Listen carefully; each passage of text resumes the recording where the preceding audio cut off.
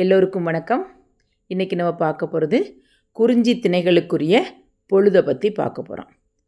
அதாவது குறிஞ்சி திணை, முல்லை திணை, மருதத்திணை, நெய்தல் திணை, பாலை திணை, இவைகளுக்கு என்ன சிறு பொழுது வரும், என்ன பெரும்பொழுது வரும், அதை தான் நம்ம என்ன செய்ய போகிறோம், பார்க்க போகிறோம். அப்போ இந்த திணைகளுக்குரிய பொழுதுனது சிறு பொழுது, பெரும்பொழுது, அது எவையெல்லாம் எந்தெந்த திணைக்கு வரும்னு சொல்லி நம்ம இப்போ பார்ப்போம்.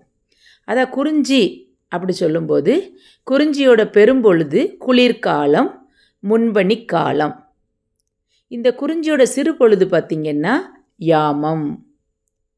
அடுத்தது முல்லை. முல்லைனாலே தெரியும், காடும் காடு சார்ந்த இடமும், அப்படி தானே?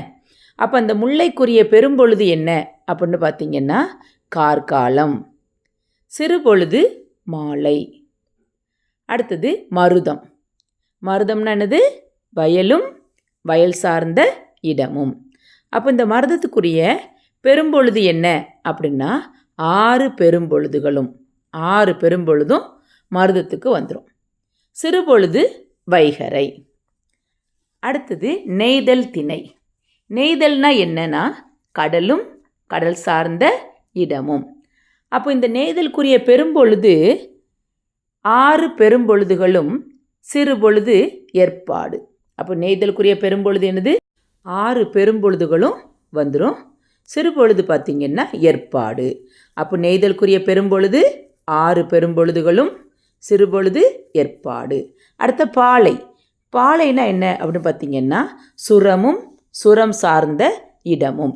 அப்போ இந்த பாலை நிலத்துக்குரிய பெரும்பொழுது என்ன அப்படின்னா இளவேநீர் காலம், முதுவேநீர் காலம், பின்பனி காலம். இதுக்குரிய சிறுபொழுது நண்பகல். இதுக்குரிய சிறுபொழுது என்னது? நண்பகல். நன்றி, வணக்கம்.